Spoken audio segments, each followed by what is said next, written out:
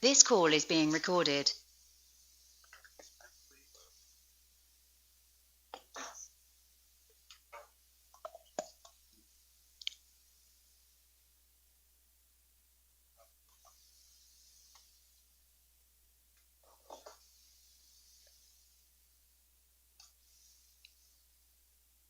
No? Yeah, there we go.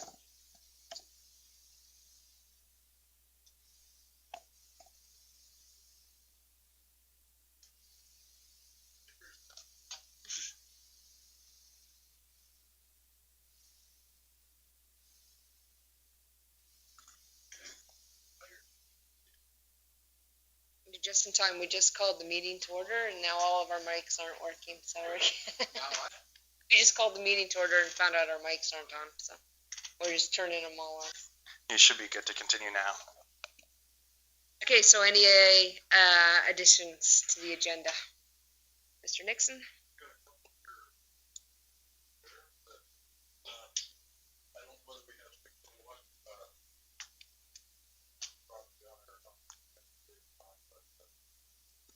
I had a call this morning that we'd like to have a brief discussion. And also I had a call from Terry Tesla. Mic's not on, Mr. Nixon. It's still off. Push the big button. Thank you.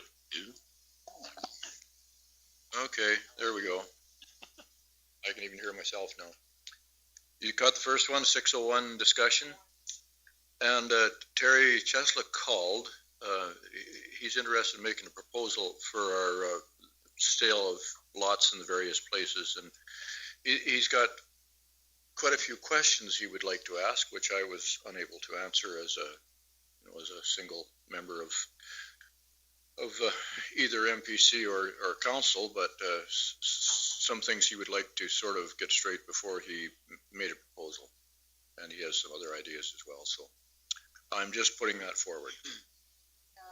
Oh, the 601, we put it under new business? 86. Sort of old business, but. Okay, old business. Okay, we'll put it under 9.3. And that would be the sale would be 9.4 then. Real estate? I'm not too sure whether that's MPC or council, so that's why I brought it up. I know we talk about it in both, so.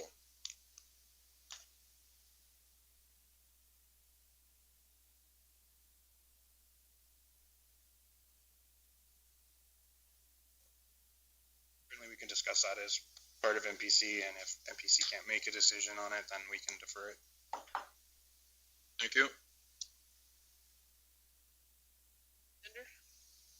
Oh, okay, I thought you had one.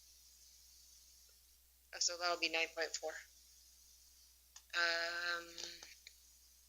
Mr. Clark, did you have your hand up? I'll move the agenda be approved with the additions. Favor? It's carried. Now minute approval for July 22nd. Mr. Clark? Okay. All in favor? It's carried. Any business arising from the minutes from last meeting?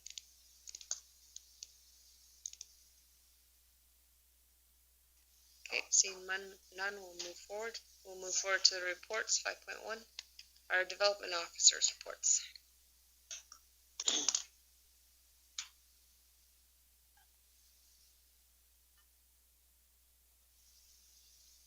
Kick your things off as well. You sent it. Yes, administration has forwarded a letter to all lake residents requesting compliance with our bylaws. And we are having some response to that. Most of people are noting out things that are non-compliant, but also we have had some activity as bringing properties into compliance. So Kara and I were out on site inspections yesterday, but we did note multiple properties where they still have 2 or 3 RVs on the sites, as well as some yard maintenance that hasn't been done. So we will have to take some further action. And we've also sent out letters to multiple landowners that we have been aware of the non-compliance for a long time. So we're taking some action on that. And we did notice 85 Bayview Street, where there were 3 RVs parked close to the, that has been cleaned up. There's just 1 RV left on the site now. So it looks really nice. The yard's been mowed and it looks really nice along the boulevard. And today, G3 is removing the south approach into the transfer site, and they are moving forward with the asphalt on the the joint approach. So that's getting done this week. And last month we had brought an item to you for non-compliance again with some encroachment issues. And I have heard from a lot owner of lot 85 with the veranda that they are going to make some modifications to the veranda to bring it into compliance. The deadline is the end of this month, and it wasn't done yesterday when we were there, but that is the indication that they will make those adjustments. And also we've been advised of a subdivision that was approved in April of 2019 for an 8.6 acre parcel adjacent to the village of Big Valley. And the landowner was unable to reach an agreement with the oil company for access. So he has not been able to complete the subdivision. So this has been lingering for quite some time, and it was between their legal advisors on both sides. So it entailed a lot of extra costs. And so we probably need to take a second look at how we approve these, because the approach was from an existing lease road, and they could not come to an agreement, so they had to walk away from that application after entailing a lot of costs from legal fees. And we just received a request this morning for multiple tiny homes in the hamlet of Red Willow. So that application, if they decide to proceed, will come next month. We just had some discussion on that, and we were going to go with the special dwelling unit type. You recall last year, probably several years ago now, we had approved that for yurts in the hamlet. But the definition does entail other types of dwelling units, so we'll bring it forward, and if you feel that it meets the definition of a special dwelling unit, we'll process that application next month, because it is discretionary use. And for last year, at this time, we had processed 79 permits, and this year we are at 56. Again, it's a lot of the RV permits that didn't come in this year, and next year we'll have to be more on getting, well, once they're issued, they are valid for 2 years and then 5 years, so they're not necessarily done every year. And subdivisions were basically on par. We had 16 last year, and we are at 15 this year. So, and that summarizes the report. That's all, I guess. Thank you. Questions, Mr. Nyberg? I just, with the G3, I'm wondering if we shouldn't be putting some signage and do some communication on that, because today is, of course, dump day, transfer site day in Erskine, so there's going to be some mass confusion, and I'm thinking coming Saturday, just to let people know that there's only one entrance now from the north. And they have reassured us that the access would be available from the new approach, and we have posted it on our Facebook page and on our website, so could probably add some additional signage. That's good. Sure, I can speak to public works. Looks good. Cassidy. Madam Chairman, we have been advertising on social media that this construction has been ongoing for the month of August, and that towards the end of the month to expect a second approach to the transfer site to be closed. And then today we've gone out with it is closing today. So I think people Good enough. No, will know what's going on. We've tried to keep them as informed as possible. fair enough. No. Tomorrow instead of today as dump day, but that's like.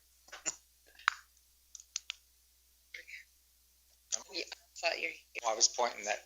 James. Mr. Clark. A question on that subdivision application that was pulled.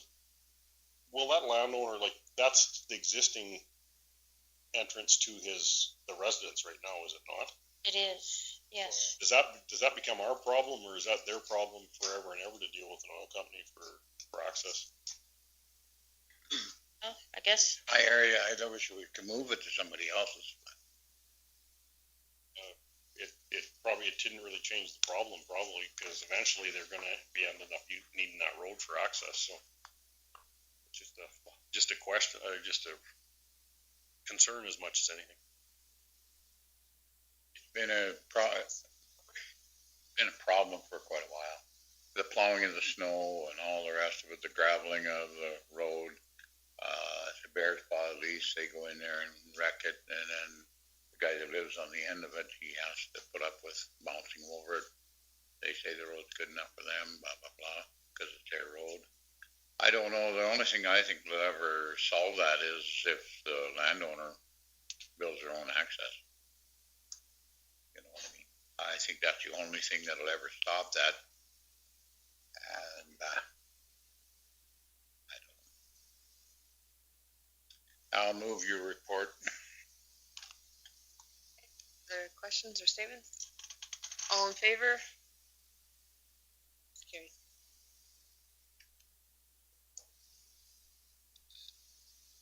Do we have anybody online? Madam Chair, if we could depart from the order of the day, on the line, we have a couple callers. The first would be, in your agenda would be 6.2, the Edson Rajowski application, and then 9.1, the Stockpold enforcement. So if we could depart from the order of the day and consider those two items first, that would help these guys along. Bring up the screen, it's black on this end. Oh, it's Light. Lighten up a bit when you. It's there, but Yeah, it's there in the dark.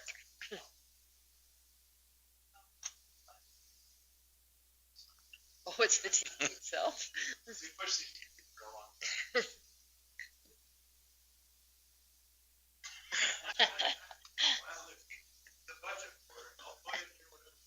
Put up a blackboard with some chocolate. I think to do or sign language, like Dina Hinch. For an hour lighting back up again. yeah. Now we just need paper and markers, huh? Okay, now we can see it better. Okay, so we'll move on to 6.2, DP 20056, Lot 26, Block 1, Plan 9924620, page 29.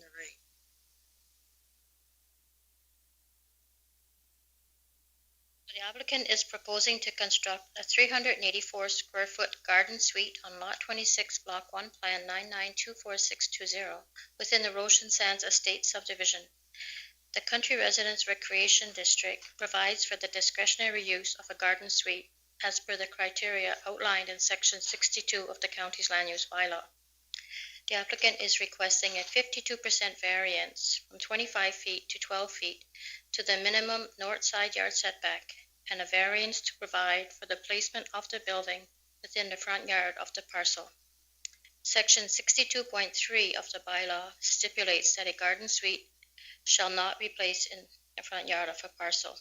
Section 23.5 provides the Municipal Planning Commission with the discretion to allow a variance for a development permit application that does not comply with the bylaw if, in the opinion of the Commission, the proposed development would not unduly interfere with the amenities of the neighborhood or materially interfere with or affect the use, enjoyment of, or value of neighboring parcels of land.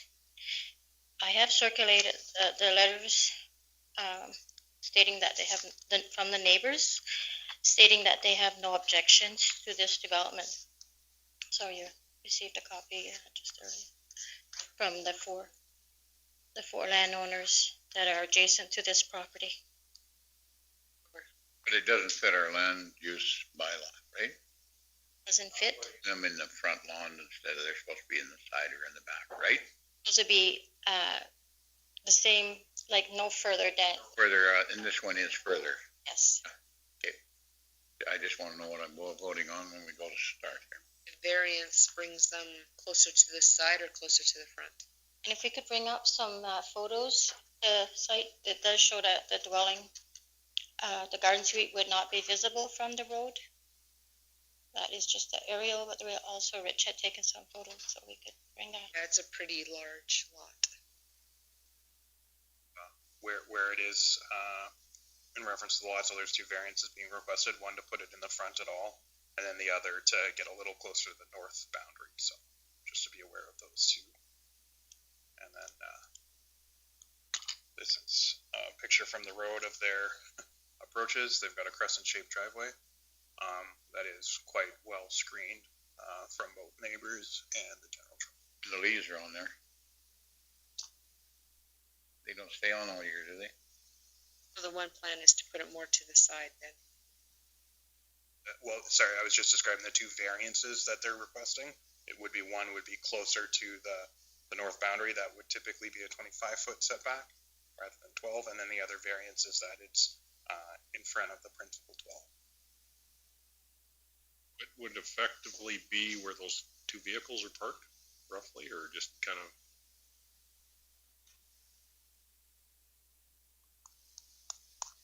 The applicant is on the line as well if you have questions. Okay. Do you have questions? And I'll Madam Chair, so the way that I understand this, we're not supposed to have anything on the front. It's not a variance we're giving, it's an all-out exemption that we're giving to the front, correct? This isn't a variance of allowing it, it's an all-out exemption. Our land use bylaw says there's nothing allowed in the front. No garage, nothing is an auxiliary building. And number two, is this going to be on skids? Can anybody answer that question?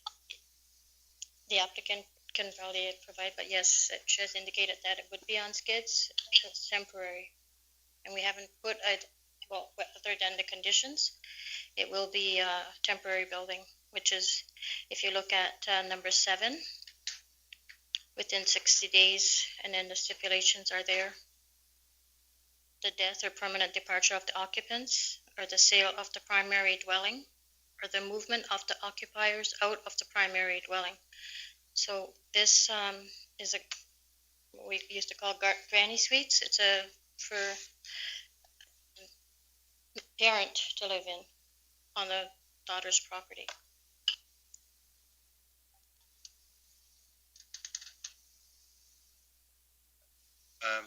Ms. Edson, you are unmuted if you had any comments to add.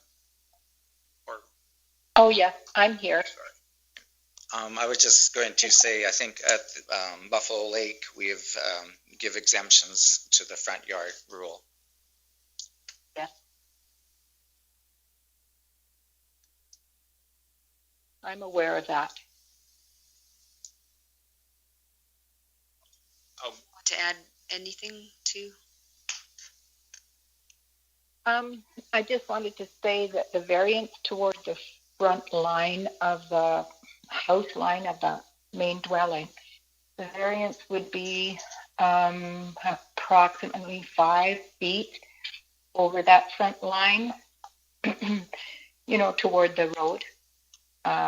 Yes, I understand that when the leaves go in the fall, but the bush is pretty thick there, so the visibility would be kind of screened somewhat, I would think, because there's quite a bluff there. And my reason for wanting to put it there is because it originally was an RV pad and it was gravelled and everything. And there is a power pole right there for hookup, and also there was a pipe stand to go to the septic tank, which I could tap into. And of course, I would be going directly on their utilities. And that's about all I have to add. It certainly will be on skids, and like it says in the plan, 16 feet at the peak, which I realize is regulation. So yeah, that's about the extent of it. I won't be visible from the road, but I would be over that variance, like over that line, about 5 feet. if I were to have to move it back along that line, further west, I would have to haul in probably 3 or 4 loads of fill to build up that site some more, because it does drop off about 4 feet there and goes down to a small slope. And so that was my reason for putting it where it is. And I realized that if I do that, I'd have to compact that ground somewhat, and hopefully it's settled enough so that it's, a good solid footing for the building. And that's about my reasoning there. Thank you. I have Mr. Neighbor. So just in your sketches, it doesn't say how wide this building is. It just says how tall it is. How wide and what are the dimensions of the actual building? Oh, it is in the report. It's 16 by 24. So the rectangular shape of it would be from north to south, like the length of it. Okay, thank you. And Mr. Nixon? I'd like to move this forward, Madam Chair. I'm going to do that as well. So. Other discussion? Okay. Are we ready to vote?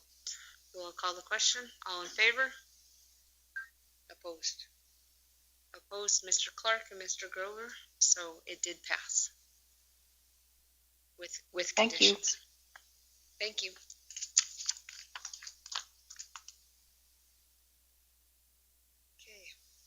Now we'll move on to it was 9.1, right? So DP 19074, lot 14, block 1, plan 9924620. Scott Bull at 95, page 95.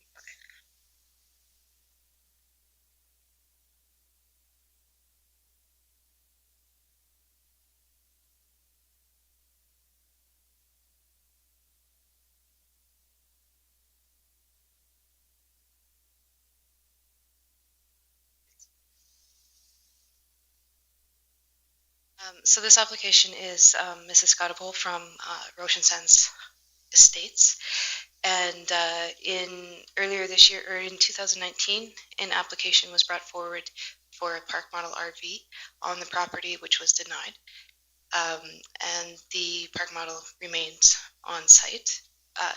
On July 29th, I did send a letter to Mrs. Scottable informing her that the property was in non-compliance with the land use bylaw and asking her to remedy the situation.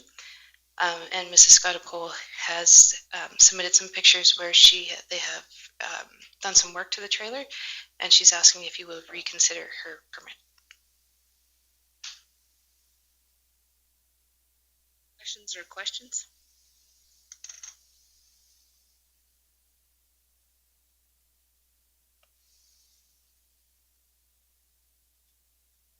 Yes, and she is on the phone.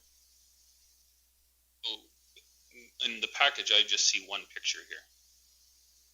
The newest picture just came in just at the start of the meeting.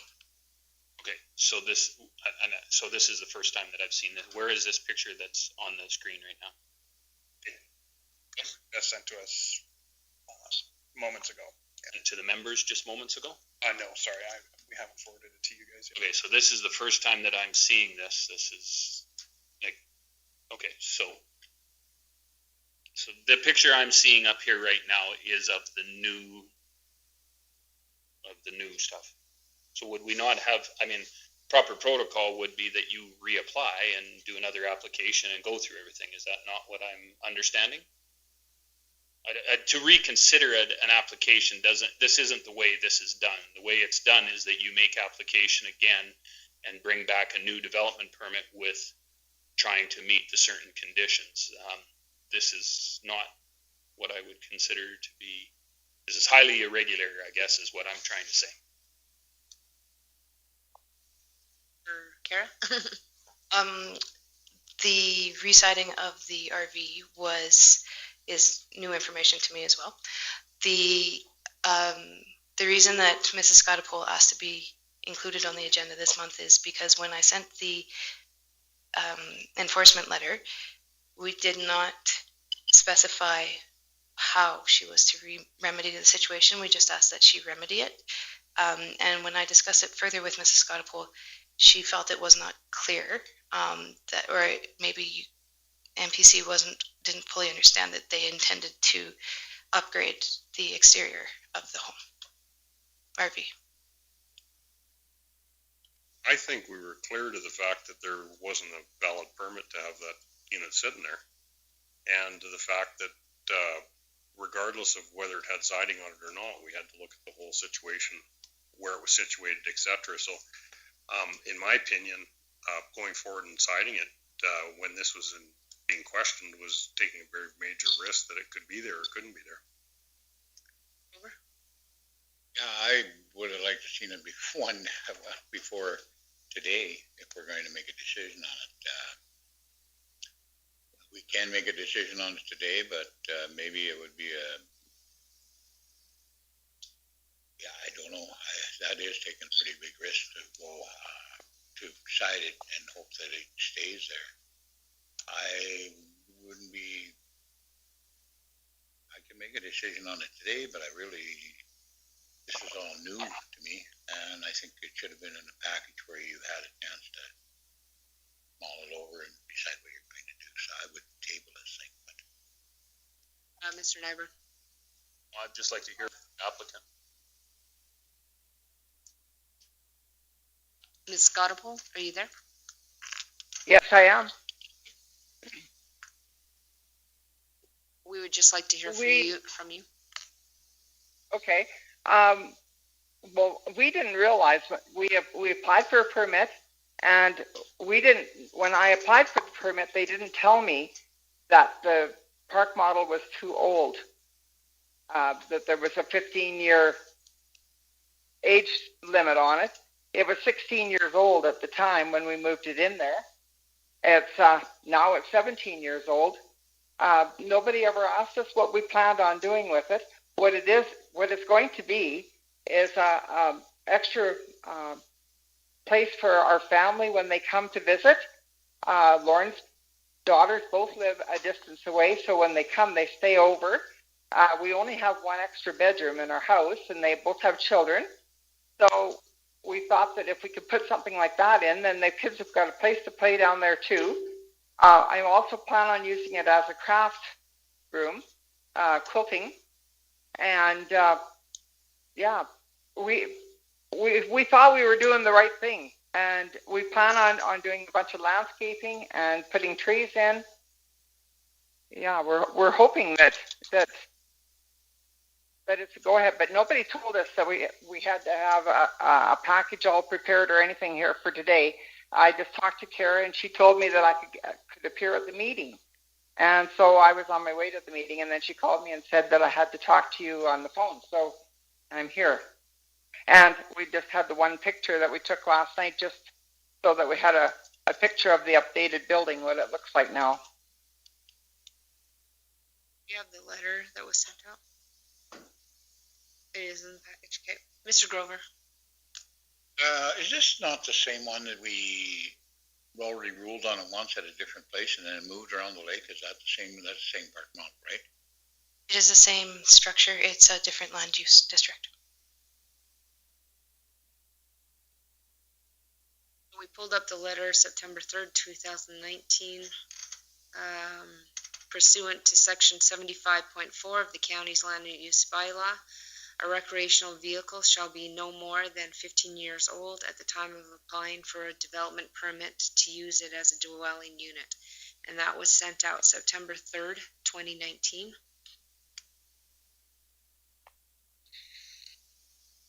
Yes. Just to shed some background as well, because this new information is in the request is a little separate. Staff brought this forward as the compliance deadline for rectifying the situation was approaching. This was brought forward as seeking direction for further enforcement from staff's perspective. It's not a reconsideration of the permit.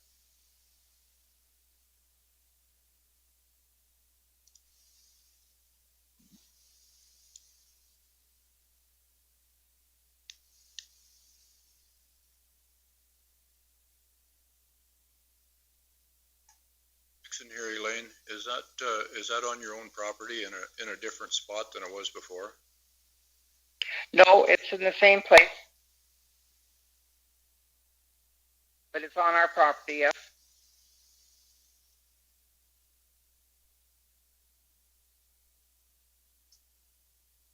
MPC wants to do with this? Well, Madam Chair, I'm not sure what we, I mean, this is, unfortunately, it's short notice for us to make a decision. I'd like to have a little bit, like I said, the first time I'm seeing these pictures. As far as enforcement goes, I think we can allow 30 days to figure out what's needs to happen here. I mean, the rules are the rules, and unfortunately, we're stuck sometimes by them because if we give an inch for one person, we seem to have 4 other people that want to take a foot. As much as this looks, good, I guess, from what I see here, it doesn't comply with what we have stated the rules are to put out there. Now, if this individual wants to put in another application and see with this current one and see what happens from there, we really don't have anything to make a decision on here because there is no application in front of us. There is a ask. This is like saying, unfortunately, on a napkin here, I'd like to do something, and I'm not prepared to go down that road as this MPC has to do things in a professional manner. So that being said, I am willing to make a motion that we allow 30 days to from the date of our last enforcement to have something happen for them to either put in another application or rectify the problem. That being said, I'm still not sold that a 15 or 17-year-old park model can be allowed in this district. And even if you put brand new siding and paint it and make it look really good, unfortunately, I'm like Mr. Grover. I've been here a long time. We've seen those at the lake where the guy put pink and yellow and green siding on his house, and he said that was siding on the house. It was, but it did not match the aesthetics of where it was at the lake. And this one does. Granted, I do, but I have a hard time making that decision without anything substantial in front of us. So I would make a motion that we allow 30 more days for them to figure out a negotiated situation or make another application, but without any, there is no guarantee that a new application will change. Absolutely. There is no guarantee with a new application, so they're at the full risk of what's going forward. Would that be from today? Because then we'll have another APC within a month too. Well, it'll be 30 days from our enforcement, which is in 26th or 27th. The deadline for enforcement was September 1st. Okay. So I can write another letter by the end of September. Mr. Gender. Attorney Gender here, Elaine. So question is like to MPC, if this one would have been applied for properly, would have there been an allowance saying, okay, that would have been allowed on it? Or is it a definite no, even if there's going to be upgrades on it? I guess going back to 2019, when this application was brought forward, the park model was already on site, and the applicant did not realize she needed to apply for a permit, and she can confirm that, but that is. So we brought it forward to the commission in 2019, and it was denied. So when it's denied, it means not allowed on the property.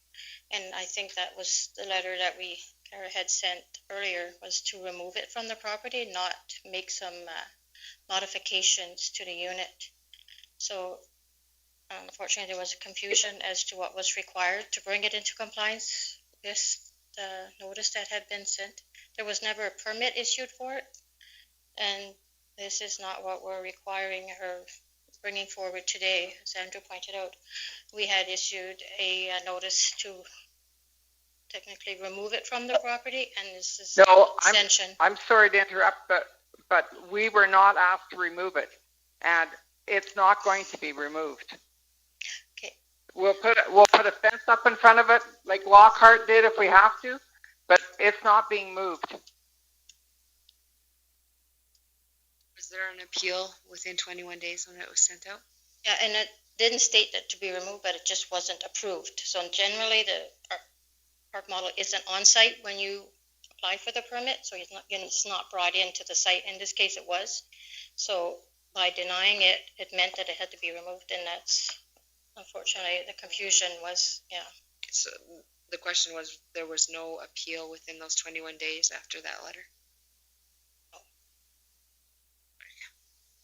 Mrs. Scottapole has made it clear where she stands, but I think it was fairly clear in that letter on August 21st, 2020, in that last line of the first paragraph, when it says, the applicant was informed of their right to appeal this decision within 21 days, but no appeal was filed. During the site inspections in June, it was noted by the planning staff that the RV was indeed still located on the property, which would state that to meet the permit, it should not be, the denial of the permit, it should not be on the property. So I think that was pretty clear right there. Okay, I've got a question though. What do you propose we do with it?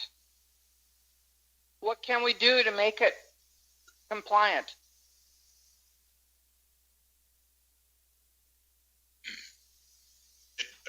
Unfortunately, Elaine, to make it compliant, to fix the rules, it has to be a newer unit. It's that simple. I don't know if unless we change the rules and allow older park models. The problem we have is yours is a very nice looking park model, but not everybody does such a nice job on fixing them up, and we end up on a regular basis. We have people that give our area councillor and our planning commission and our development authority crap about the ugly POSs that are up at the lake. And unfortunately, that is the issue that we're dealing with, is not everybody does a nice job like this. Most people, and I won't say most, a lot of people put crappy, ugly trailers up there, and the people that are building multi-dollar homes get really, really upset with us. So we made a rule that you had to have something at least newer than 15 years old. That's the problem we're dealing with. And I'm sorry you're caught in that conundrum. Mr. Clark? Yes, and really, it does stem back to the fact that we had this removed from another site up at the lake, as Councilor Grover indicated. But you know what, we did when we bought that, we didn't know that. That wasn't exposed to us. So, and I talked to Jacinta about it, and she never told me when we applied for the permit that it had to be newer than 15 years, and she knew that was the park model. I did, Elaine, but it was after the fact, once it's on the site. And I didn't know the age of the home. I just know that in the subdivision that it was in before, park models were not permitted. And that was why it was removed. Not necessarily the age of the park model, but that in the Buffalo View Estate subdivision, where it was located prior to moving to your site, it was not permitted. It was never a use. Park models are specifically defined in the bylaw. So that is why it had to be removed from the previous site. Well, I've got a question for you then. How come we have, you talk about POS, yeah, exactly. We've got one right across the street from us, down in a hole, that's been there for quite a few years. We've got older trailers, RVs parked right beside us in the next lot. There's also one right across the street from Rajowski's up on the hill there that's way older. Those are the ones that I'd be concerned about. I mean, the one that we're not hurting anybody by this one. It's just going to be for our family mainly, and for friends of ours that do come for a visit. Yes, and the county is dealing with those right now. And that's supposed to make me feel better. Just to speak to MPC and the next steps and maybe a bit to Mr. Nyberg's motion. Right now, the situation you're left with is you have an unpermitted structure, an unpermitted development. So our last step was to give, what was an intent to enforce letter. Generally, what we would have sought at this next meeting then would be a stop order. Now that stop order can indicate that that it's an undeveloped or unpermitted development. And then the two options for rectification is to either apply for a development permit and be successful, which is not guaranteed, as has been discussed at length here, or B, to remove the structure. So that would typically be our recommendation for next steps moving forward. The deadlines can still be set out such that it's not cumbersome for the applicant, but that's ultimately the two options. You either have a permitted development or you remove the development. We do have a motion on the table saying that we will give the applicant 30 days to put in a permit to come towards MPC. Mr. Grover? But it makes, I wouldn't want to give Mrs. Scottapole the false hope, because it's not going to change the age of that trailer. And if she goes through the thing of putting in another application, isn't going to make a bit of difference with our bylaw. Our bylaw is, it's over 15 years old and it can't be there. Sorry. Madam Chair, I'll take my motion off the table then. I have no problem with pulling that back. And the next motion would be that we put a stop work order in place to have it removed. It's that simple. The individual at that point can, I don't know if there's even an appeal process for the individual now with the stop work orders. If you issue a stop order today or any other day, an appeal process is a mechanism for them. And that's a 21-day appeal period, the same as granting a development permit or denying a development permit. So the applicant would still have recourse to the Subdivision Development Appeal Board. Fair enough. So I will take my motion off the table to give them 30 days grace, but. Ms. Donovan. So I just wanted to add too, we do have a section in our land use bylaw regarding the age of trailers or RVs. So section 75.4B, a recreational vehicle shall be no more than 15 years at the time of applying for a development permit to use it as a dwelling unit. If the RV is older than 15 years, photographs of the RV to be placed on a lot shall be submitted with the development permit application to development officer's satisfaction, and the application may be denied or a condition imposed to require upgrading if the condition of the recreational vehicle is not to the satisfaction of the development authority. So I guess there's just that. So propose upgrades and screening if she feels that. Elaine, do you understand that you can, according to our bylaw, submit an application with a permit with your upgraded exterior that you have done? Ms. Cassidy? Applicant that if she wants to make another application to consider the upgrades of the older trailer, that perhaps safety code analysis to ensure, I mean, the biggest problem with these units is the wiring. So if she could get safety codes, electrical inspection, even sewer, water. Oh God. I don't know if Elaine, can you hear? Sorry. I gotta start over. Yeah, you gotta start. Sorry. Oh, it's red. Yes, I can hear. Then I turned it off. So with an upgraded application, like one of the biggest concerns, especially about older RVs or trailers, is basically the wiring. They catch on fire. And to figure this out. If you were to do another development permit application for council to consider the upgrades to the trailer, perhaps get a safety code inspection, to look at the wiring and if it required any upgrades, your sewer, your water, to make sure everything's up to code. Oh, Madam Chair, I will make my motion again that we give this individual 30 days to make an application, negotiate, figure out what is best for this. sometimes the problem that I have with these, if it's gonna be 15, someone can get a 13-year-old trailer, bring it on, and there's no qualms about it. And it could be most dilapidated. So like these are ones that we have to kind of deal with. But yes, I agree with Mr. Nyberg. Give it 30 days and let's look at it again. Let's see what you can do back for us, Elaine. Thank you. Okay. So Elaine, you understand that you can put forward a application, a permit if this passes, and Okay. and show your upgrades, and as the vet has suggested, get a safety code done. Okay. We have one problem though. We haven't got any power or water or sewer to it yet. But that, of course, we were planning on that happening here shortly. I don't know, like as far as for a safety code, who do I find out or talk to or find out that whether it'll pass inspection? I can provide that information for you. There that you could get, Elaine, that would do it, and they would do it without power as long as they understand the situation. So any home inspector would do it. I think there's 3 that I know of that work in the area. Okay. Number 5. Yep, we'll look after getting that done then. And Jacinta does have those numbers too. You can contact her.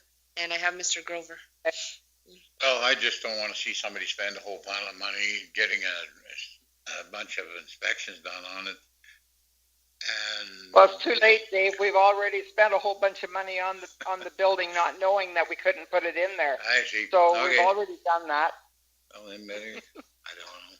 I'm not giving any information what to do with it, but that'd be a terrible thing to do a bunch more to it, and then it doesn't pass anyhow, or it doesn't make the grade.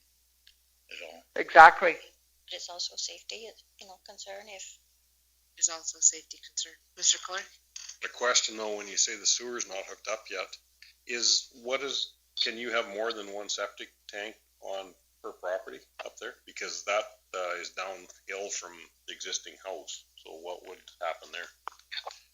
What we were planning on doing was just putting a holding tank in there, and then we'll just have it pumped out. The only type of system you could, 800 meters from the lake, so she's within that. More than one per lot? We don't have any restriction on how many holding tanks. That was a question, just to make sure that wasn't a stumbling block. Well, we have a septic system with a field up at the house. So we just planned on just putting just a holding tank in down there. Thank you. We have a motion on the table to apply for a permit. Oh, to allow them 30 days. Allow them to. If they apply for a permit, that's their gig. All I'm saying is they have 30 days to make a decision on what their next step is, with the opportunity to talk to our planning department to see what their best options are. I'm not putting any onus on them to apply for a permit or not apply for a permit. If they want to not apply for a permit and pull it out of there, that's good too, whatever works. But all I'm saying is they have 30 more days, then we will look at putting the stop work order in place. Give them 30 days grace, that's all we're doing. You understand that, Elaine? 30 days grace? 30 days, and I have to have a safety inspection done on it. Oh, that'll be something you'll negotiate with our planning department to see what the best case scenario is. Okay. His motion is giving you 30 more days to sit down and talk with the planning department to figure out the best way forward. Okay. Okay, so everyone ready and understand the motion? Okay, all in favor? It's carried. Okay, Elaine, so you can sit down with our planning department and figure out what's best for you and them. Thank you. All right. Thank you. Bye. You are the last party in the conference. Okay, we're moving back up to 6.1. We don't have anyone else on the call. Anybody else on the call?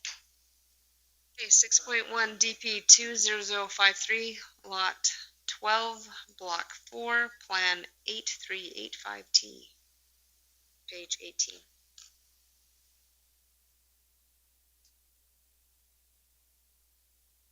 Thank you, Madam Chair.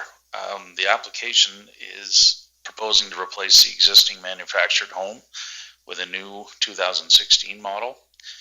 Manufactured home is listed as a discretionary use in the Hamlet Residential Land Use District. The existing manufactured home on Lot 12, Block 4, Plan 8385T meets the required setbacks as set out in the Hamlet Residential District.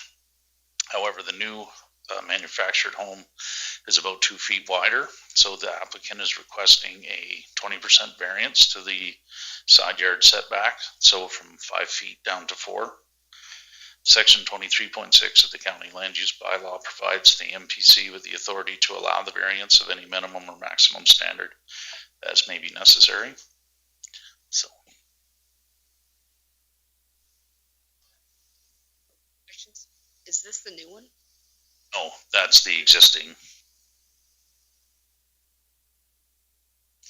I probably should add that the reason he on top of like why he wouldn't just move the trailer over, his stepson is in a wheelchair, and the landscaping and whatnot, it would have caused a bit of an issue to move the trailer over to still allow for the room of the wheelchair access. But because of the utilities, on one of the pictures it shows where the stem comes up out of the ground for the gas. He can't go any closer than 4 feet. That's the maximum that he could get over to that boundary line. So a 20% setback will allow him what he needs.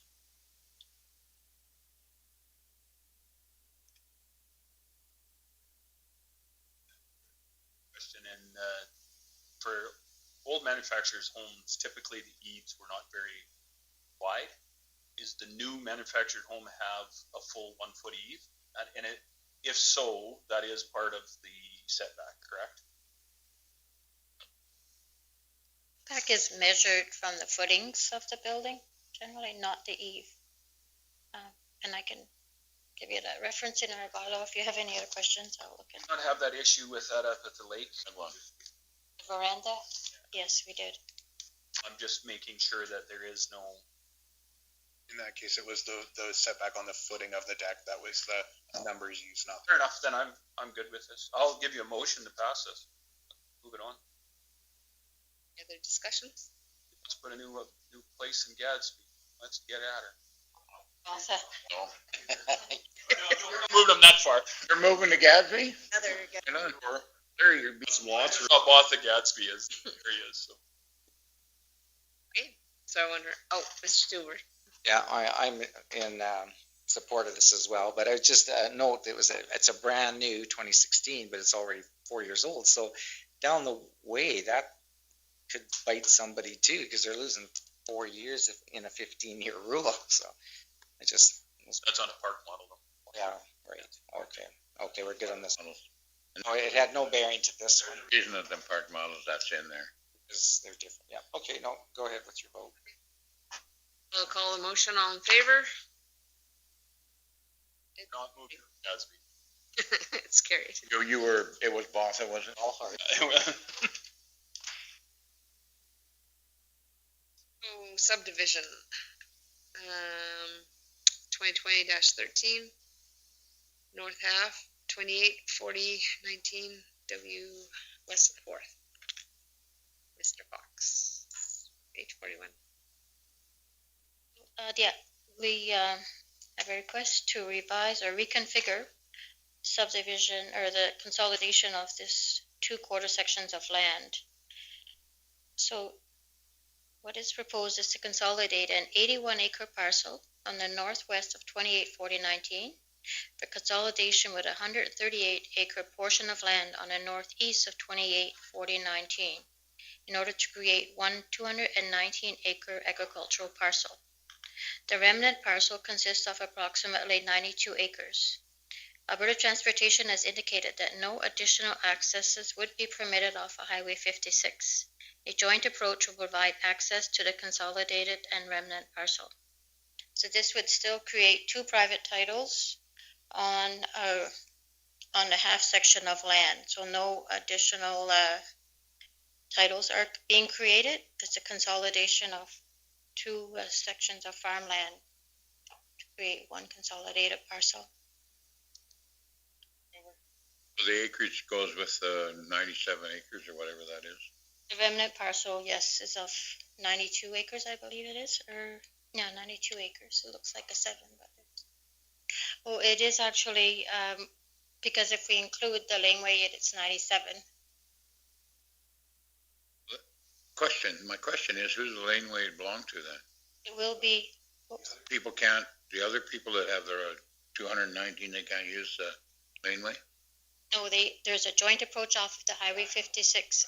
They won't go through the laneway. No, it'll be with the remnant parcel.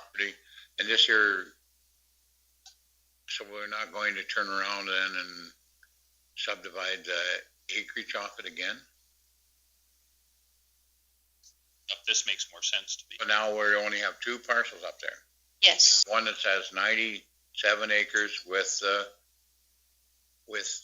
road and is in the same, right? Yes. And all the rest. Dave, there's 3 still. The acreage and the road is 1 that we did last month. No.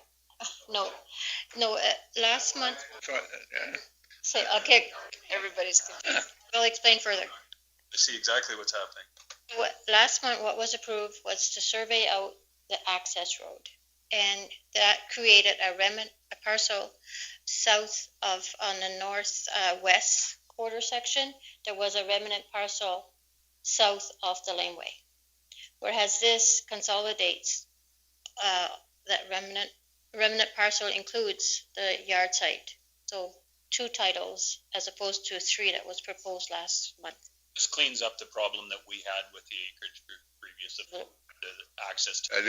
The only thing that it doesn't do, because I was speaking, is that you got Brook farmland in the back there, and what, it just roll through the hills there, or what? I don't know. Access with farm equipment, yeah. So this is a 97 acre parcel. Well, the consolidation, is of the farmland, and the balance is the remainder. I can, Madam Chair. This is similar to what Still looking like he doesn't get it. similar to what Bears Paw did last month. 2 parcels. Bears Paw took 2 parcels to 2 parcels, and they ended up with a remnant quarter that was, or a remnant portion of a quarter, rather than having 3 parcels or what have you. So it's keeping the farmland together.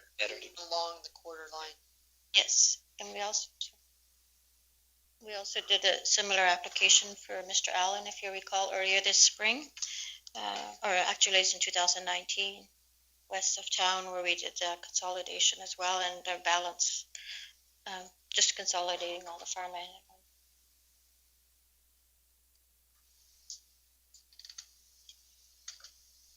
Grover? I'm going to start calling you Joe Biden.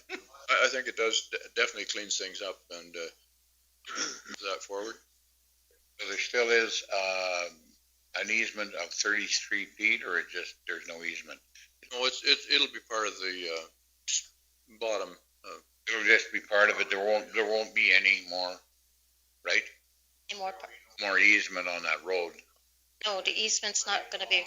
It belongs to the acreage and the 97 acres or whatever. All right. Farmstead and the remainder of the quarter. Ender. Like with the Rural Development Fund, is there contributions in there? Not when it's a consolidation. We don't have any, when it's a consolidation of land, we don't apply the Rural Development Fund, as we did last month, yeah. Look back on like when the shop was built, the county paid a contribution onto that. So the county would have been able to get away from that if they would have consolidated the quarter to it, plus the other 80 then. Yes, what we did was create a parcel, and it does apply when you're creating a subdivided parcel, as opposed to consolidation of land. Anyway, going back and consolidating those, and the county getting the. Well, yeah, I guess if that's the flavor of stuff. We're thinking every angle now to get money, aren't we? CAO Cassidy. Actually, Council Gender, the county did not make a contribution to the Rural Development Fund. It was flagged by our auditors that it was ridiculous for the county to pay ourselves, so it didn't actually happen. Could use the money now, though. It was virtual singling by the council at the time. Didn't work. So we have a motion on the floor? Mr. Gender? The only problem I see with this is, say, like, if someone really wants to have a larger acreage out in the rural, and if they've got adjoining quarters, they could break off something in the same. This is set precedent setting, okay? This is could open up a few more acreages just like this in the future. And to see that is really going to be into agriculture, there isn't going to be much use other than a little bit of pasture. But I just find this opening up.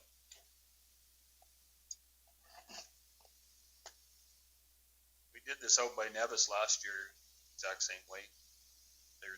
And it made sense. This is probably the best way that should have happened in the first place, actually. Complicated when you try to make a subdivision that far off the main road. How do you survey that road? That was the issue. Surveying that entire road down. But it'll have to be surveyed anyhow. Yeah, but you're not surveying a little strip down the middle now, right? And was it 66 feet or was it 100 feet? We had 33 feet or 49 or 8 feet. We couldn't decide on what the road should be. So how could the person that's making the application? Mr. Gender? Probably over on Nevis when they did that one, there was a railroad dividing it. So it was a natural one that we had adjoined. It'd be two parcels together. Yeah. A highway. Yeah, Cassidy? First, the Rural Development Fund is a product of the MDP. The MDP is 10 years old. Guess what needs to be re-looked at, gentlemen and ladies? And the fact that, we kind of discovered that there's a bit of a loophole in this Rural Development Fund and that we should probably tighten it up. Andrew? Asked Andrew earlier on there to, Yeah, so specifically, and, great segue from Beth's comment as well. So the wording that's in the Rural Development Fund section of the Municipal Development Plan, it falls under policy 4.8. And it says pursuant to policies 4.6 D1 and 2 and 4.7, which are concerning subdivision, the county establishes the Rural Development Fund, and the purpose of which is generally to promote, develop, and assist any rural or agricultural project that the council deems to be in the interest of the rural community at large. The county's fee bylaw shall require contribution to the fund from every one parcel private title subdivision application, increasing on a sliding scale based on the size of the parcel, and the revenue raised in this fund shall not be used for any other purpose than what was stated above. So it does speak specifically to create a parcel, contribute to the fund. In this case, you're going from 2 parcels to 2 parcels, which is what we've seen in the past with what Bears Paw did last month and what has been done near Nevis and in a few other instances. This isn't the first time we've seen an application come forward like this. I do agree that you have to tighten that up, but the question I still have is there potential for an individual to buy that acreage and then come back before this board and ask to subdivide off that green south westerly quarter? Yeah, so if he did that, at that point, he'd be creating the 1 parcel, and at that point, they'd be required to contribute to the Rural Development Fund. If it was over the amount of 5 acres. 5 acres or whatever, yes. Exactly. So, yeah, that's when the Rural Development Fund policy would kick into place. So, yeah, this isn't a permanent loophole kind of thing. It's still 2 parcels to 2 parcels. If they come back and add a third, that's when we'd hit them for the Rural Development Fund, assuming the policies are still the way they are today.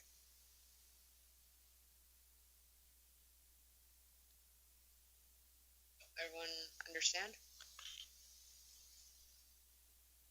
We have the motion on the floor.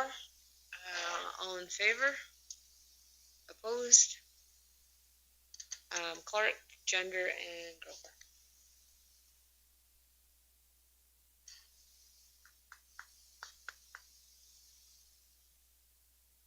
Okay. Now new business. 8.1 Notice of Public Hearing, Nehill County, Bylaw 1808, page 46. Thank you, Madam Chairman. So this was just a referral that we have advising us of their open house, or public hearing rather. I'll just gotta find the page here. On Red Deer County, and this one's Nihil. So there's several dates. August 20th, they're all listed, which is passed now. So August 27th, September 16th, and 24th. It's at the Red Deer County Center. If anyone's interested. Oh, I'm in the wrong date here again. August 26th, the first publication. And then the second publication is September the 2nd. So the public hearing will be held on September the 8th at 10 a.m.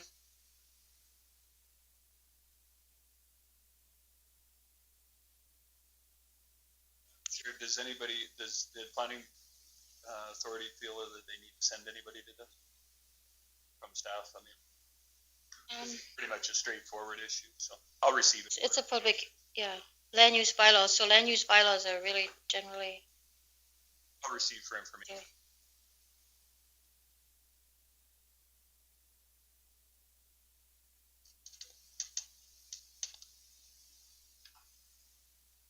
And the same for 8.2, if there's nothing from Red Deer County.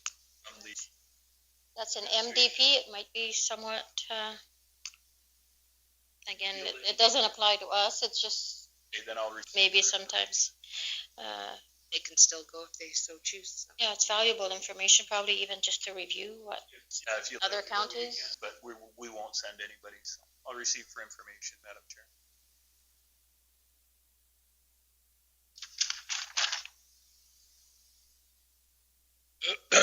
RCB.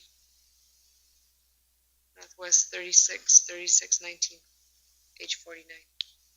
These are two applications or referrals again that we received from NRCB. The first one is for the northwest of 3619. And that's just provided for your information if you have any questions on proposal. Is this this is approvals though, is it not from them? Like we're getting it before we have any time for referrals or anything. We're getting their approval. Well, they're brought forward in several stages. First of all, they said they obtain all the information, and then they review the information. So at this point, it's determined to be complete. So they had to submit all the documents that were listed in our previous referral, and now that they've received it, it is deemed complete. So and we do have some time to be. I'll move that the NRCB updates be received for information. I've got a few concerns here. First of all, I'll start out on page 20 of the 41, the document. First one is at the number 4 dot down below.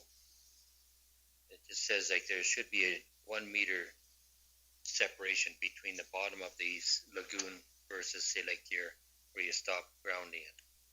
The next one down would be when they say that you hit sand pockets.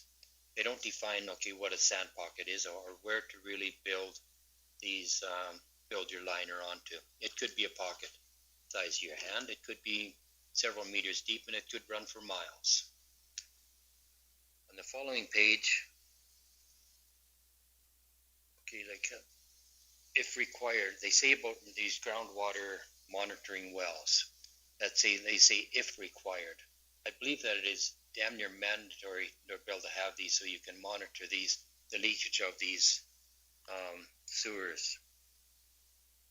The other problem I have with is say like the boreholes. It would be on our page 179.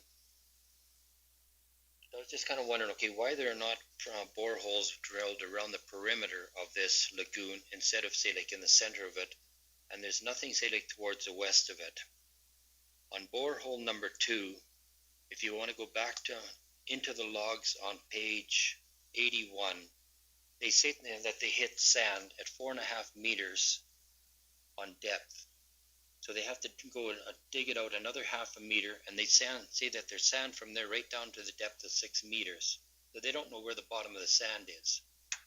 So with those, if they get any leakage in the bottom of this lagoon, we have no idea where it's going to go to. That one was for Southwest 73917. All these specs here that you're reading. That's the next one.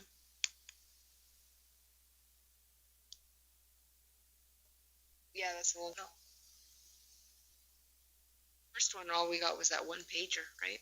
Yeah, and just deeming it complete. We had seen it prior to.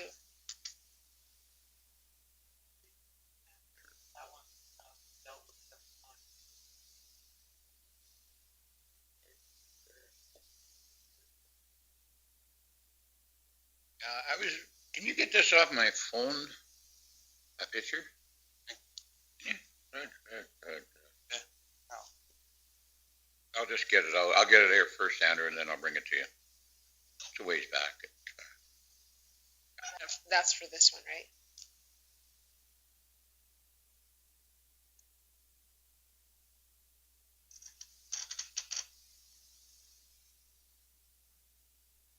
Personally, Madam Chair, I don't think there's a damn bit of good we can do or change this unless we start lobbying the Minister of Environment, which we all know has been fruitful or fruitless at best. So I understand where we're going with this. I mean, we can sit here and pound our chest all we want, but they're just going to tell us, thanks for coming out anyways, and pat us on the top of the head and send us down the road. So we either have to make a decision as council to look at doing some lobbying on this, or just take the pat in the head and move on, because there's nothing we can do today. There is nothing we are going to change at MPC. This is received for information stuff. Mr. Gender, if he wants to bring this forward for a lobby effort going forward, hey, by all means, and I'm in game for that. But right now, let's remember the hat we have on today, I guess, people, is what I'm trying to say. We have no say. We have no say in the development that is developed in our area, and not. Absolutely, and that, Mr. Grover, I agree 100% with you. And we can look at pictures and we can talk about sand pockets, but till we want to get to that level of saying that we want to do a lobbying effort and do some advocating for this, that's something we can do. Other than that, we're just wasting time here. Well, we could be somewhere else. So. Mr. Clark. I don't know if discussing things like this is actually a waste of time, because it can maybe create an action and go forward. I agree. I don't deny that, but I mean, we can sit here and pound our chests all we want. We can't change today's decision. I understand that. And as MPC, that's not the place for it. And I do. This is to be brought on the next council agenda and have that discussion. Yes, and I do think we have neighbors to us that are going to be on board with this too. No, and because really had trouble with these. So that's what I'm saying is we've talked about this 15 times at least. Now maybe is the time to not talk about it anymore, but bring it to a council and make that decision to do something on a lobby effort. It's just as a neighbor to one of these ones right here, it's disappointing where you see it as an approval versus there's been no public consultations, no public hearings, no nothing. And then that's I'm not disagreeing with you guys. I'm just saying right? We're there. We're all talking about the same water, but. Yvette's right behind Jacinta, so I don't know how you say it. Yvette. Well, the application for Lone Pine, it is asking for our comments, right? And so I think that if Ernie was kind enough to email his comments to us, because I don't know if I could write them down and do them justice, we could include them when Jacinta gets back to them with, is it consistent with our MDP? Is it within our land use bylaw? Are the setbacks correct? We could also include further comments and list them and send it back. I agree. I don't know what good it's really going to do, but why not get on the record and put forward our comments? First, we're talking about the first one, 9 point. What's this one? Which one? 9.2. The new barn hasn't got no pigs in it yet. This is what's coming out of the little barn. About once a week, every 10 days. That many dead ones, right beside the road, stinking up there. And another thing is, when they get that big one in with another 10, that's only 2,500 hogs. And then they get another 10,000 up on that hill. And I'm still a little tiffed because Johan just signed it and sent it back, so the neighbors we had no chance to negotiate it, to do anything with it. And the reason that it's built there is because where he lives, they wouldn't allow it. Does the county have any kind of,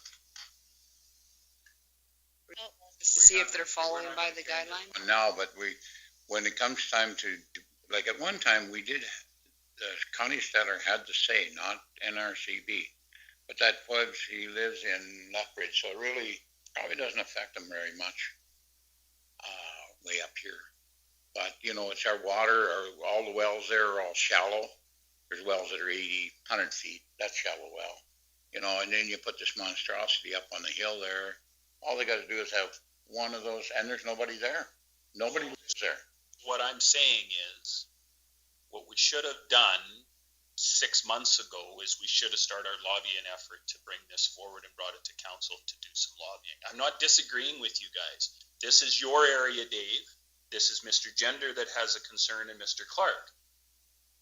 It is definitely important to you guys. I get it. I totally understand that. But if we're going to sit here and navel gaze for 6 months, or are we going to do something about it?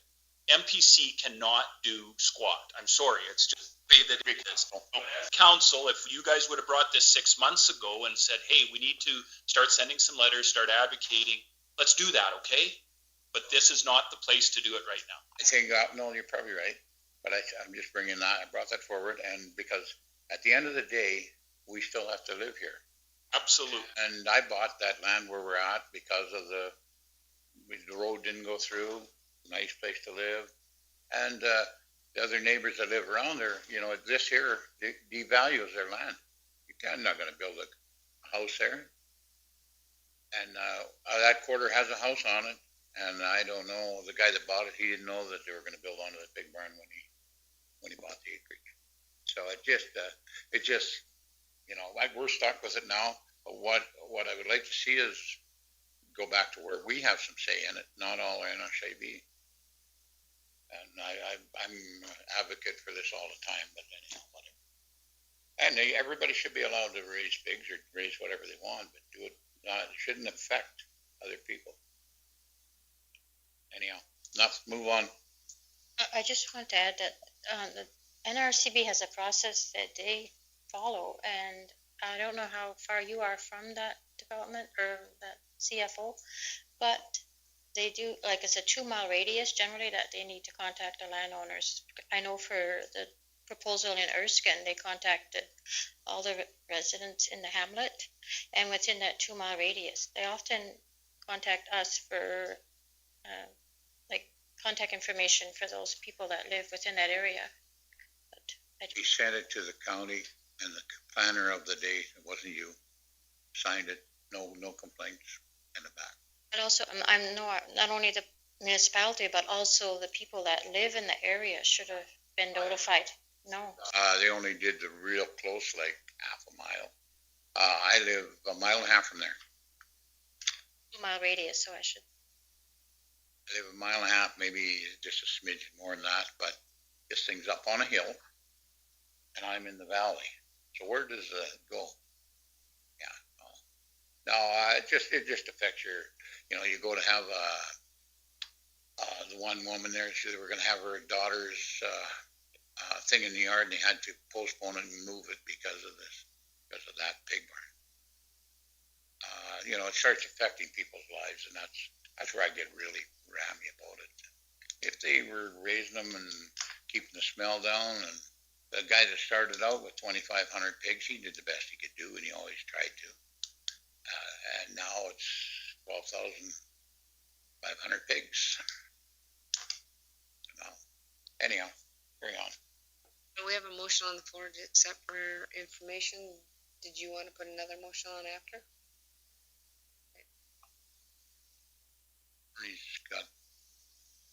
Ernie's. Okay, so motion to accept for information. All in favor? Okay, it's carried. And now we'll move on to the next one, which was Southwest 73917. So that's page 50 and on. Mr. Gender. Apparently I was doing a bunch of ranting on that one there, and Nick Yvette has said, okay, yes, we should be bringing this forward, and I definitely do have some very much concerns where the lagoon is at, where it's going to be built. They should be looking at doing more boreholes and make sure that it's going to be totally a clay line of where they're going to be digging in. I would like to make a motion to bring this on to the next council meeting, please. Actually, Mr. Gender, if I could, I don't, again, that's not the proper protocol is for you to get through the administration to bring it on. It's separate. MPC doesn't have to do that. What I would do is you don't need to make any motions. All I would do is say that I have concerns that I will forward to Yvette. All the councillors will look at it. If we agree with it, Yvette can send those on. So in the form of an email, send it to all the councillors and Yvette. Yvette will send it on to the NRCB. At the same time, you can ask Yvette to put it on. So there's no use to make a formal motion at MPC to do that. So. Even for information, just say that I do have some concerns. That you will forward on to Yvette and administration to have forwarded to the NRCB. Yes. I was just going to point out the letter on page 108 does specify that they want our feedback on the planning, land use planning, which relates to, as Yvette pointed out earlier, the MDP, the land zoning, and this is generally what we would provide. They aren't requesting any other information. I don't know if we can. Anything we want. No offense, Jacinta, but at the end of the day, yeah. Will be not sent by an MPC. That will be sent by council as not as a planning issue. And that's what I'm getting at. That this isn't a planning issue that I'm trying. That's what I'm trying to get at. This is a council concern for our community, not necessarily an MPC issue. And I know I'm trying to split hairs here, but there is protocol for one and for the under. Absolutely. No, just as long as. No, and it'll come from council, and it won't come from our planning commission, because you guys have rules and regulations just like anybody else. But community concerns are definitely something that we can bring forward as a council. So that's why I'm doing what I'm doing with Mr. Gender, or trying to. Are you making that motion, Mr. Gender? Mr. Gover? One more. So yeah, that's all fine and dandy, but okay, whereas MPC, we're supposed to not have a trailer that's older than or a park model that's older than, because it's going to burn somebody down, it's going to kill somebody. But we get into these pig barns, but it's all right to we're going to go through council, this is fine. But as MPC, when that comes to you and you see all the sand in there and stuff, don't we not have some accountability as MPC to not poison everybody's water in the country? I don't disagree with you, but from our scope, what they're asking is whether it complies with our statutory documents and as far as zoning and land use bylaws, or MDP. Or our land use bylaw. It should get a retooling. But in the past, and I mean, it's before my time, but there was the municipality would monitor and put the stipulations in. Now they've taken that authority to the province. They took it away. So because I was at two. Our input is limited as far as. The leaking one at Weimar Colony, and and they finally, they were going to put a liner in, and they weren't. Well, they got lots of clay there, so they it's on my grandfather's place, so they went and did it with clay and did it properly. And I think that as a planning commission, we should be making sure that they, not as council, but as planning, that they do it properly the first time. Thank you. Under your motion. With comments from Mr. Gender to be forwarded to administration for forwarding on. Council. All in favor? Okay, realistically, it'll come with more. The MPC, some MPCs sit with people that have they may not even have a councillor on it. If it comes from council, hopefully it will have a little bit more weight. Now we're moving on to 8.5 town county Southeast Area Structure Plan. So that's a verbal report. Yes, thank you, Madam Chair. So, as you are aware, we are approved for grant funding to Alberta Partnership Grant, the town of Stettler, to update our intermunicipal development plan and as well to update our Southeast Area Structure Plan.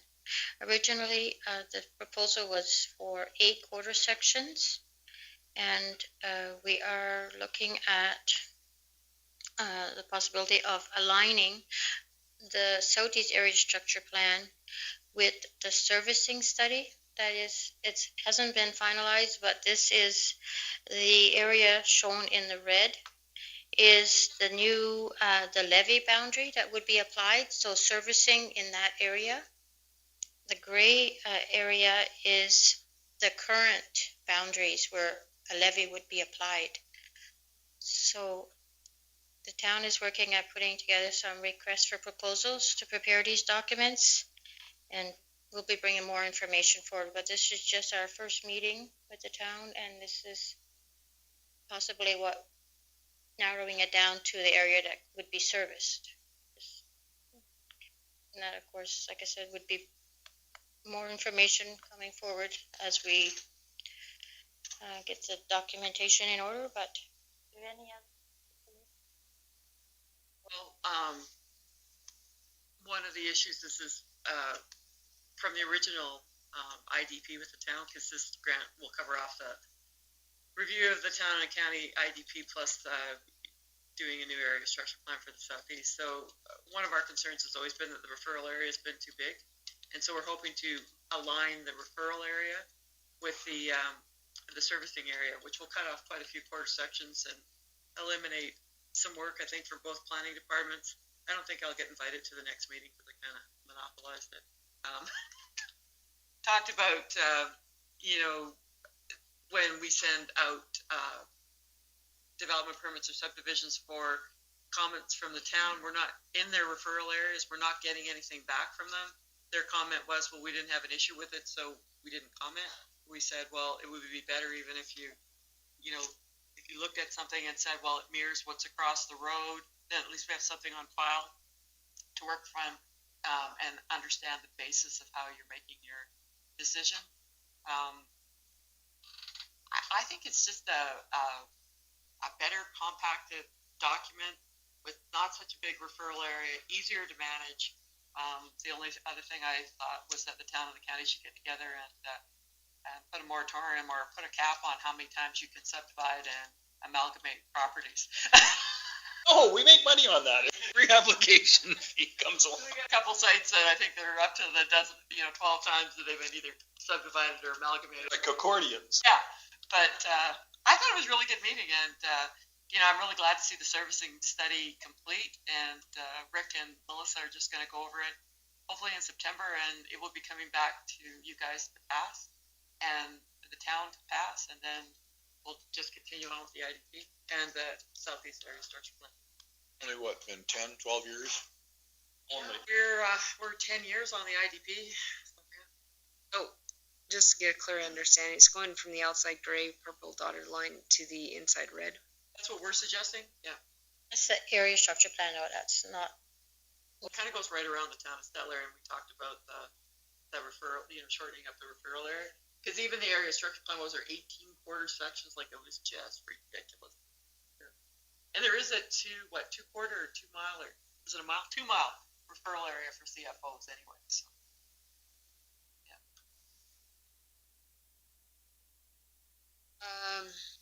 Mr. Gender. Where the number 14 is there, is that not, those 2 quarters, are they not the towns? That, and then like the one to the west? Those are, did you want to? Yeah, it's a servicing study that's so what they're doing, it's part of it is the town, yes. So the area, there's not many quarters actually in the county in that map. So the red solid line is the area that will be serviced. In the past, they intended to do all that gray shaded area, and we would apply the local improvement levy to anyone developing in that gray area. But now it's proposed to be reduced down to what you see as a red solid line. So surrounding the town and just the quarters, just a, I believe just 2 quarter sections in the town, if the county. The purple line is a town boundary. Dark purple, yeah. But yeah, so I guess it's. We don't have any control over their levies in there, so why would that area of the town not? Because it affects our development. If we're developing within that referral area, then we have to apply that offset levy. And it's $5,000 an acre? Yeah. Not near enough. Well, actually, with the service studying, they're looking at, because they're limiting it, right? And making it a much better plan, I think, because it's realistic. But they said they were only probably going to put the offset levy up to, is it 5,300 or 5,700? Well, that's good. And that was what my question was going to be. Are they going to move it with the cost of inflation? Yeah. Madam Chair, the other one that I have is, what about remember Alberta Transportation had that ring road study? Have they accounted for that? I'm not seeing it in this map.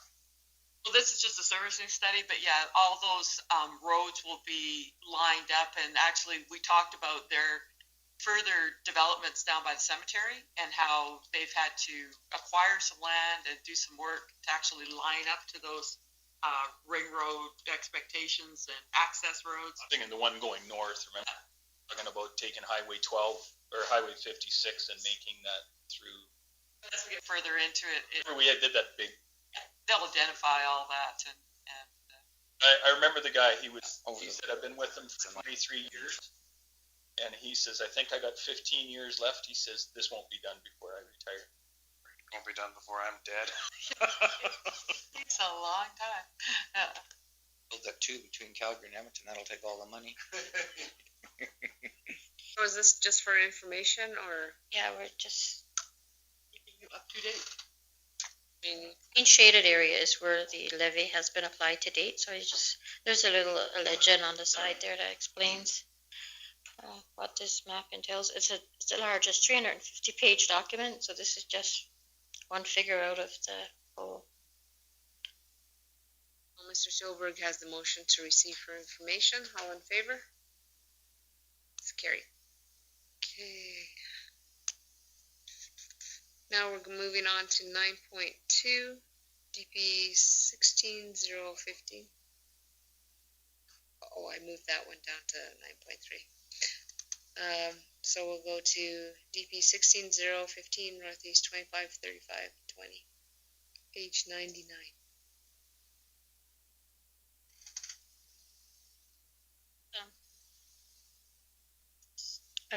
Is it 9.2? Is that what we're doing? At 9.2. Okay. So this is just a development permit that was approved, and it's up for renewal next year in June of 2016.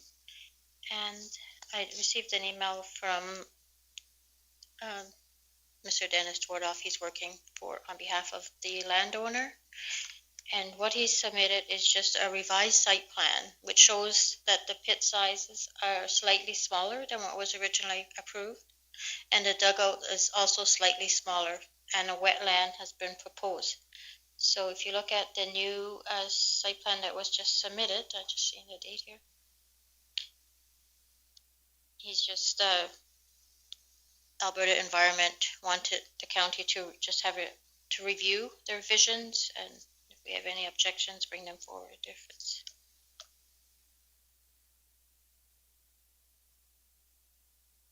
Who makes sure that the site plan is exactly what they are? Like who does we fly the drone, but is that not it?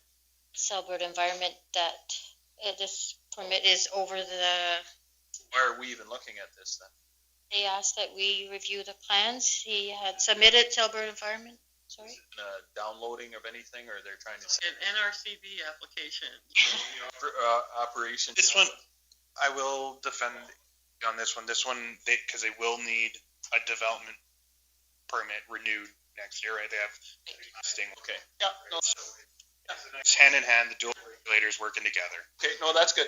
No. I just wondered if they were trying to download. Really, I don't trust AEP, but I'm just saying I don't want to. if I can, I was really glad to see this come through because it's actually them. Instead of them just saying, "Well, we'll wait till you issue a permit before we do anything," they're saying, "All right, we'll start looking at it. Do you guys have anything to flag?" Like this is regulators working together, right? We should send him a thank you then. I say that about AEP very often. Oh, and this is word for word. He says AEP wants to make sure you're aware of the changes in the land use and that you are okay with it. So that's basically what the email was.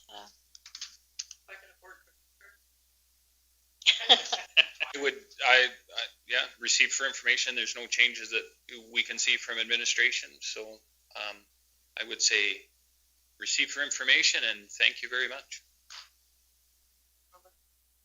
What timeline does the pit on the east side have?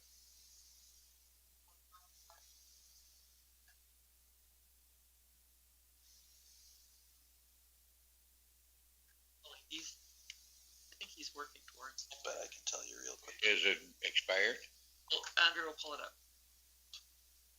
I have all the pits handy because that's just what we do.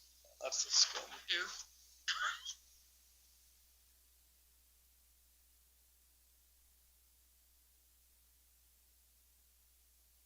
His does not expire. It was an old one, so he got it under the goes on forever. Same with his AEP. Approved registration does not expire. So Does not expire. Here for 100,000 years and never cleaned the pit up. as long as they say they will one day. Yeah. Or if they significantly change it and have to make another development permit application. If they went outside the boundaries and stuff, they'd have to. Any change to the pit boundaries or any change to the designated activities. If they have that, as long as they had a little pile of gravel there, they could just leave it there for 100 years.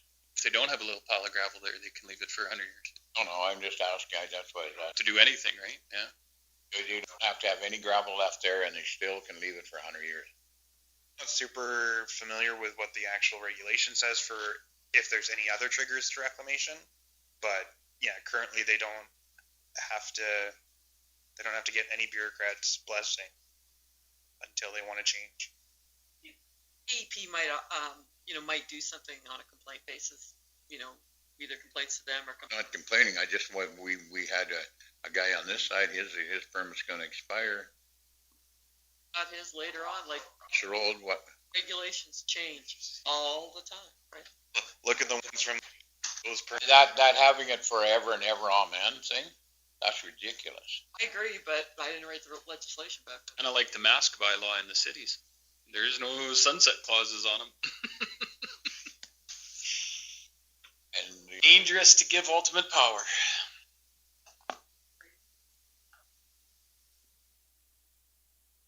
No. Mr. Nyberg, you put the motion on the floor? Receive for information? Sure, I'll do that. Okay, there you go.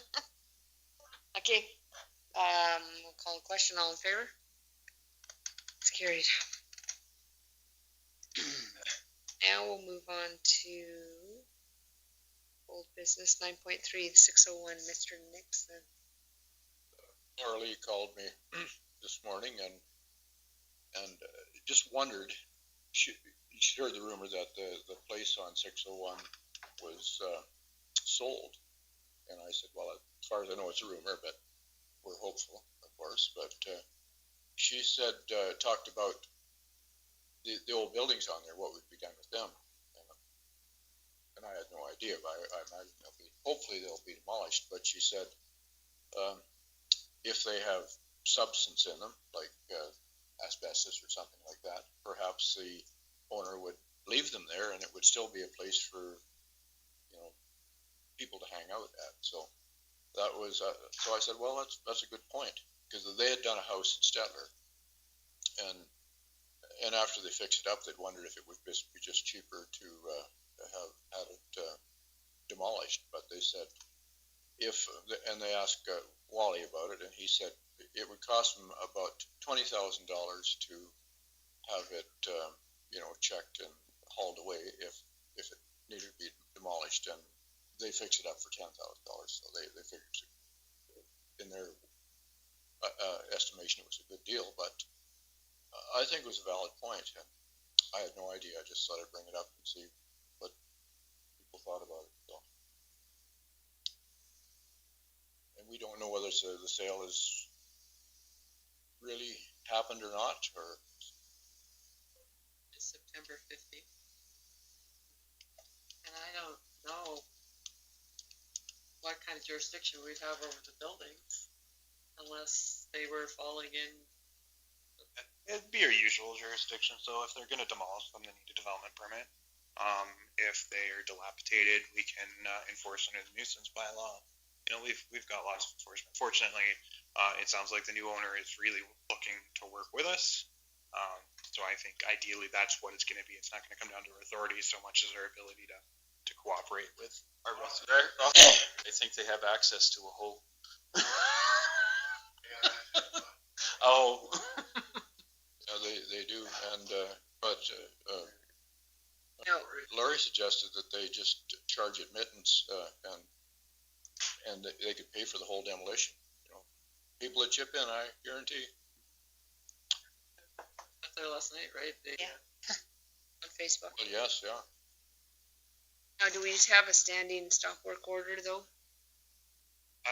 So we have a stop order on file, and then as well, you guys at the last council meeting, you blessed going to the courts to seek the next court order we'd need to clean up some of the stuff that's not trailers specifically. We've got a standing court order for trailers and such, and so that we're not going to the courts until the sale is finalized, and we'd be working with the new landowner on that because we don't want to delay or interrupt the sale because it's in our best benefit, and then as well. We would only seek a court order and seek to remedy it and apply costs to the roll if the landowner was actually needing our help. It's to work together, not to be the cops busting in the door so much as, you know, you're the new landowner and you might have a problem with stragglers, so to speak. We're going to help them out and get that dealt with. And hopefully that section of the community will look a lot better. Understood that from what we said at council, I guess it was the last time we had the discussion, that the money from the sale would be used, if we needed money for the cleanup. It wouldn't come out of the new owner's pocket, sort of thing. Right. So, and the new owner protected herself that way. From our understanding and our communication with her is she's got a hold back on some of the monies owed to the seller of the property, so that until the cleanup is completed and finalized, there's a good chunk of money held back. So that's how she's protected herself. And so anything that we would apply to the roll would come out of that amount. And so the landowner wouldn't directly be on the hook, which is just a great situation for everyone. Over. Question. So we got a permit, Rich got that, and we have access anytime there's extra trailers up there to haul them away, right? And that bill had never been for the hauling away, and that has never been paid, right? That's what I'm saying, though. Okay, so that was my question. It's going to be paid for in full. That's because for the land. The land can, right? A lien on the property. Evan, me and Ron were hauling a couple of bulls Tuesday. Went by there. There's 7 vehicles in there, but 2 of them are new, but they might have been borrowed. One they were looking for last night. So anyhow, and then they got a gate on there, but you can drive around it. Gate, keep out, So when she takes that over, then I don't know. Does she know what she's getting into? Talk about the bulldozer. We have directly been in contact with the buyers, so that she's as aware as she can be, and that she does. Our interests align in that matter in cleaning up that property. So there's some efficiencies to be sought there, and a decent win, I think, in the cards as a result of this sale.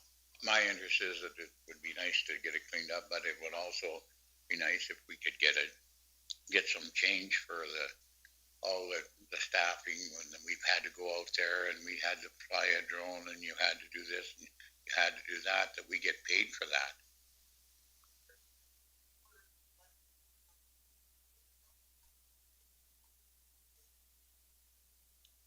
On the property, So before the title can transfer, the county has to be paid. What kind of money are we talking? Is it doubled it? One or two, I think. Yeah. It's not enough. All right, boys. No. I'll take clerk's bid, eh? Okay, so Mr. Nixon, you got your, Thank you. okay, we'll move on to 9.4, real estate. That's Mr. Nixon too.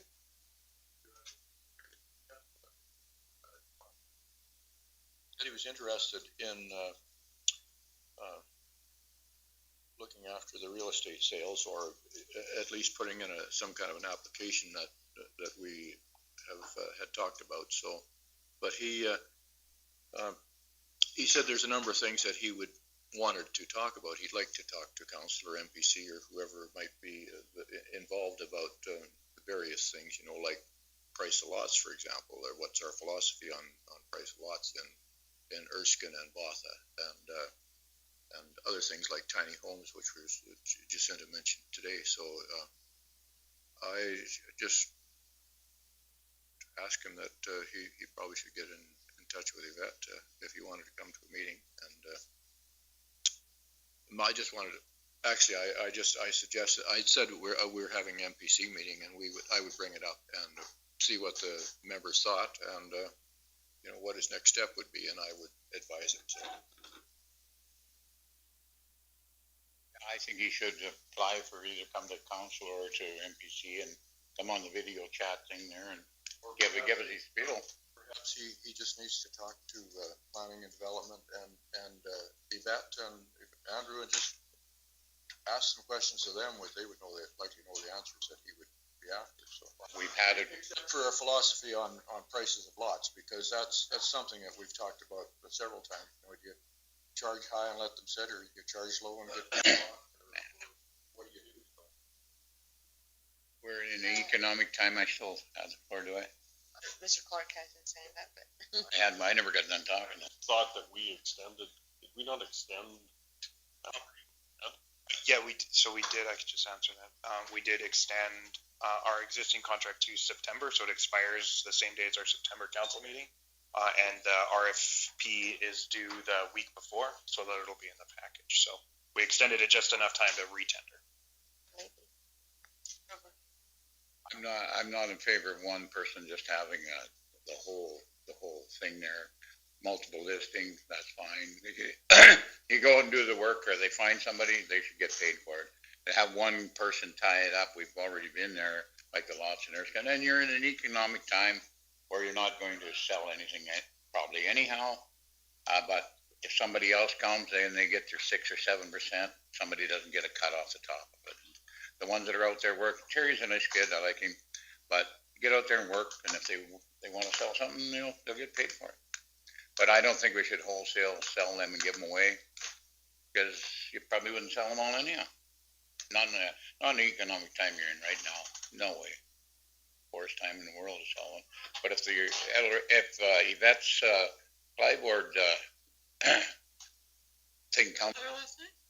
Huh? If it comes right away, and it's good, because Lauren Murphy told me, and I got his card if you want one. It's coming right away, so then them lots will just fire out of there like hotcakes. The subject of price is probably not a bad one to have at some point.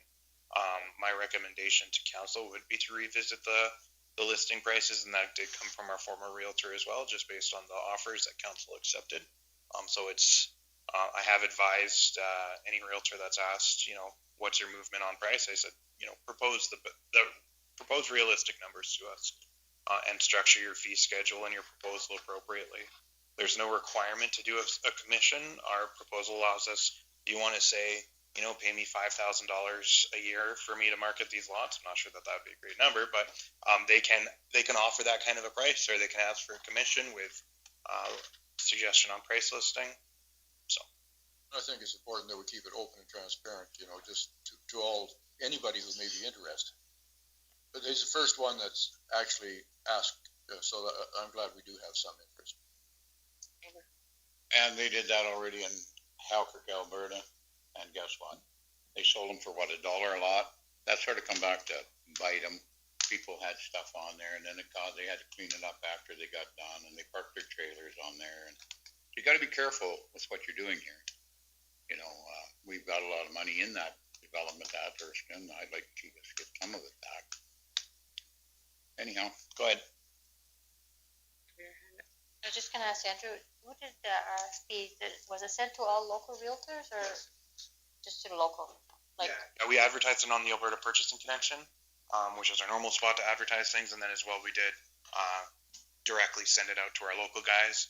I haven't had a lot of interest locally. Even the outfit we're currently engaged with, they're not sure they're going to put in another bid. They didn't really love the commission they were getting for the work they were putting in on it, and they're not sure that it would be reasonable to ask for too much more. But I did have some inquiries from it looks like a development group out of up north in Grand Prairie area is where they're normally at. So it's possibly maybe a home builder would want to come in and wholesale buy some lots and build. Who knows? Yeah. So. Actually, I've had inquiries too in the past from developers, local developers, whether they would be, available for multiple lots, to purchase multiple lots. So, but nothing recent, but that has, so maybe even local developers would. But again, I guess it's all based on prices. Look at that, but then you put in a thing, they have to build on it in 2 years, no matter what. They can't just build on 1 or 2 and then they tie up 12. They have to build, or they put some sort of deposit down to where you can jerk their deposit, or, I think. Okay. Looks like that's all we got right now. So that will come to our next council meeting in September. Okay. So our next meeting is September 23rd at 1 o'clock.